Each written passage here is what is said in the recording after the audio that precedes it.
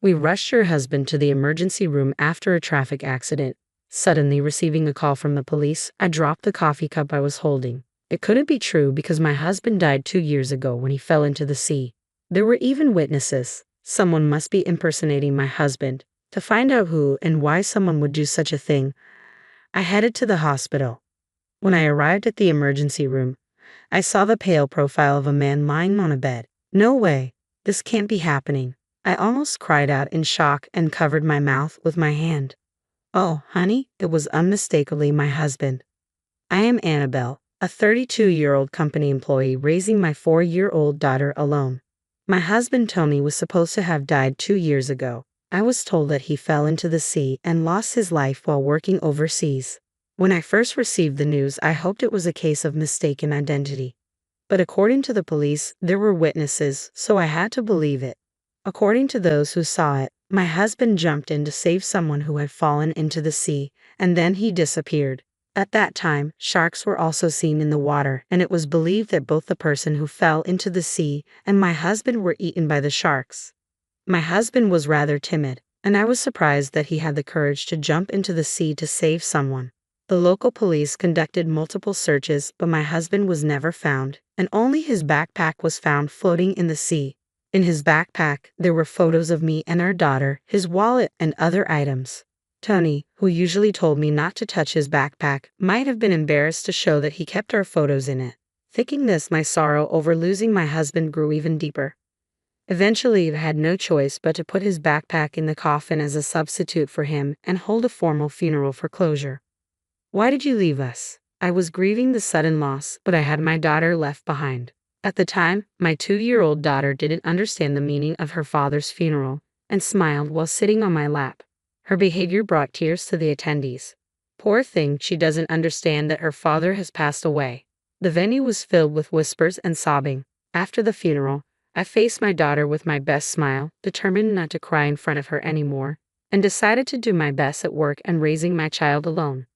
2 years passed. I got used to living without my husband, rushing every morning to get dressed and eat, and it became a routine to greet the smiling photo of my husband with, "Daddy, we're off." I took my daughter to daycare and headed to my office. My parents often told me to come back home, but I wanted to keep the promise I made to my husband before he went overseas. I'll raise our daughter well, even on my own. Since my husband's body was never found, he was legally considered missing, so I couldn't receive a survivor's pension, making it financially difficult on my own. But I worked hard for my daughter's sake. Despite being only 4, my daughter helped me with folding laundry and putting away dishes, showing her consideration for me. Living with my kind and honest daughter was poor but very happy. Then one day, I received a sudden call from the police. We rushed your husband to the emergency room after a traffic accident. Ha! My husband died 2 years ago. What? The shock was so great that I dropped and broke the coffee cup I was holding. What is going on? Confused, I thought someone must be impersonating my husband. To find out who and why someone would do such a thing, I visited the hospital's emergency room where I saw the pale profile of a man lying on a bed. No way.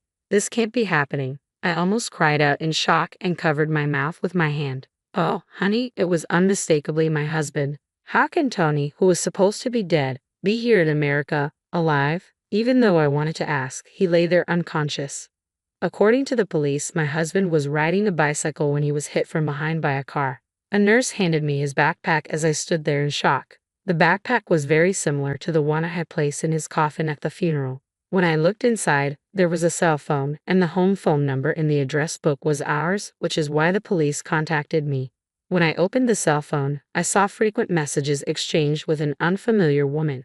This woman might know about these past 2 years. I decided to call the number. I'm sorry to bother you, but do you know someone named Tony Garner? Who?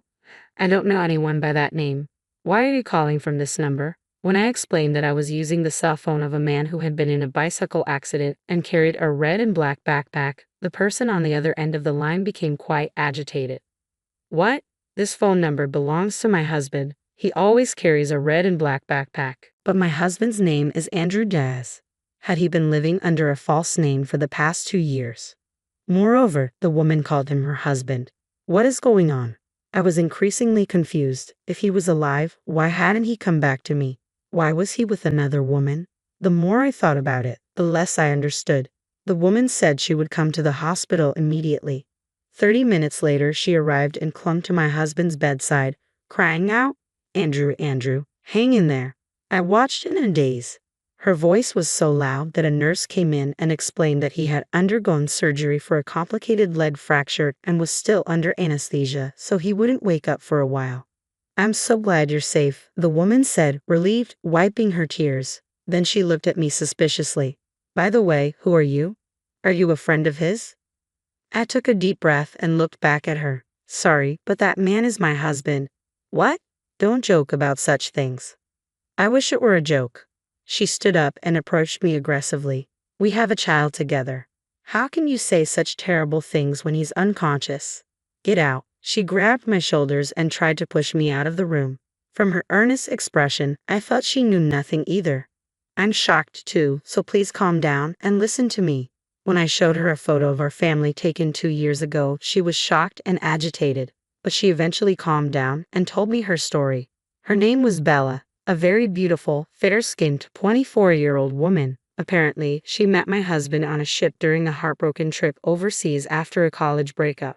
She was comforted by him and became attracted to him, and he confessed that he fell in love with her at first sight, but he never mentioned being married. Bella continued, looking very confused.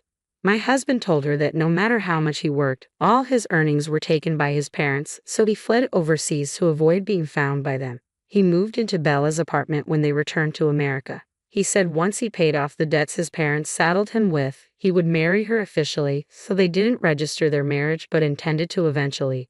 She had been completely deceived by Tony. Thinking back, I remembered my husband's deceitful and irresponsible side. During these 2 years, thinking he was dead, only the good memories came back to me due to my sense of loss. But my husband was originally irresponsible, and he had cheated and lied to me before we got married. I shared my story from 2 years ago with Bella, who seemed equally bewildered. What on earth was he thinking? We looked at each other. I suddenly remembered and took out the notebook I had seen in his backpack. When I opened it, there was something unbelievable written inside. In the meeting room rather than my husband's hospital room, the nurse came to inform us, "Your husband has woken up." When we returned to the hospital room, my husband was groaning in pain from his leg. "Honey, I'm so glad you're okay. You were in a traffic accident."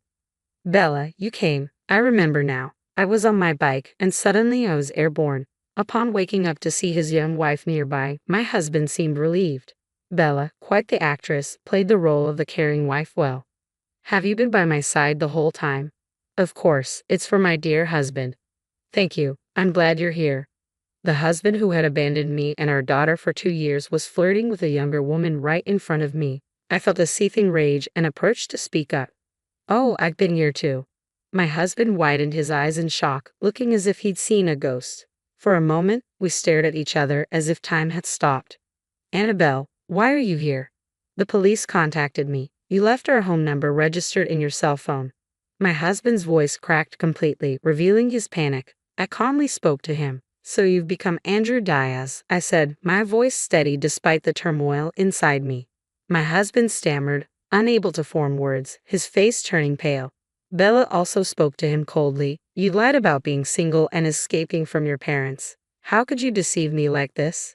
"No, that wasn't my intention. I fell in love with you at first sight and just wanted to be with you." My husband tried to make excuses, unaware that the more he spoke, the more his lies were exposed. "That's strange," I interjected, holding up the diary. "What you wrote in your diary contradicts what you're saying." "What? You read it?" My husband tried to snatch the diary from my hand, but in his condition, he couldn't get it back. I decided to read from it. Work abroad wasn't going well, and I wanted to escape. When I met Bella, she seemed to be on a heartbreak trip, and she was easily deceived by my kind words. Her parents seemed wealthy. "If I stay with her, I can live comfortably." "You're the worst," Bella whispered, her voice trembling with anger. Moreover, I continued, "if I hire a witness to say I died at sea, I can end my marriage without paying alimony or child support." What is this all about? Realizing he couldn't talk his way out, my husband started getting angry. "How dare you read my diary? And I'm injured, you know." Bella looked at him sadly as he turned red with anger. "I can't believe I trusted and was deceived by someone like you. It's truly pathetic." "I'm sorry, but I still want to be with you. I'll divorce my wife, he pleaded. But at that moment, an older couple entered the hospital room. They were Bella's parents. Why are Bella's parents here? He asked, bewildered. I called them, Bella replied coldly. You always interfere. My husband tried to insult me, but Bella's parents began yelling at him. How dare you deceive our daughter? We'll sue you for alimony and child support, they declared, starting to leave the room with Bella. Bella, wait please. My husband cried pitifully. I never want to see your face again, Bella responded, slamming the door behind her and her parents. After a moment of silence, my husband turned to me with a pleading look. I'm sorry, but I couldn't help it. I'm at my destined one. Please understand. Oh, I see. Given the circumstances, it can't be helped, I replied, my voice dripping with sarcasm. Thinking he had convinced me, my husband brightened up and took my hand. I knew you'd understand. You're my wife, after all. I'll come back to you. I'm sorry for the past 2 years. Yes, I was lonely, I said, playing along. He seemed to think he had smoothly persuaded me. He stroked my hand and smirked. At that moment, a voice boomed from the doorway. Don't be ridiculous. Do you know what Annabelle has been through? I will never forgive you. It was my father, followed by my mother. Ha, your parents too. My husband exclaimed, his eyes wide with shock. And my parents? Why are they all here? In the sudden development of both sets of parents gathering in the hospital room, my husband was left gaping and wide-eyed. Everyone was furious, and it looked like they were about to pounce on him, bedridden as he was. Annabelle, I'm sorry, let's start over. Just get them out of here. My husband terribly pleaded for help, but I held back my urge to punch him and coldly told him, the moment you abandoned me and our daughter, our ties were severed. Starting over is out of the question. Please don't say that. I'm injured and can't move. I need someone to help me, he whimpered. You brought this on yourself. We will proceed with the divorce. I will also claim alimony and child support. In reality, I had held a symbolic funeral for him 2 years ago, but we had kept our marriage on paper until the 7-year mark for a missing person declaration. Now I could properly divorce him and cut all ties. No way, he muttered, looking defeated. Also, I informed the police. The hired witness who claimed you died at sea will be caught too. You should prepare yourself. I feel sick. Call a doctor, not the police, he said, feigning weakness and trying to look pitiful. He had a habit of lying to escape when things didn't go his way. Take responsibility for your own mess, my father-in-law shouted at my husband. Even as he continued to look up at me with pleading eyes, I responded with a smile. Thank you for being alive, so please make sure to pay the alimony and child support. Realizing there was no one left to save him, he covered himself with a blanket and started crying. After that, I officially divorced my husband. His parents paid $330,000 in alimony and $100,000 in child support up front. Bella also reported being deceived to the police. His parents paid her for alimony and child support as well. My husband was arrested and went to jail. When he gets out, he'll have to work hard to repay his parents, watched by strict relatives to prevent escape. It will take him a long time to repay his debts. I moved back to my parents' house and started living happily with my daughter. Now, every morning, my daughter says, Grandpa, Grandma, I'm off to school, and heads to daycare. To protect my daughter's smiling face as she grows, I will continue to do my best. How did you find this story? Please subscribe to my channel. See you in the next video.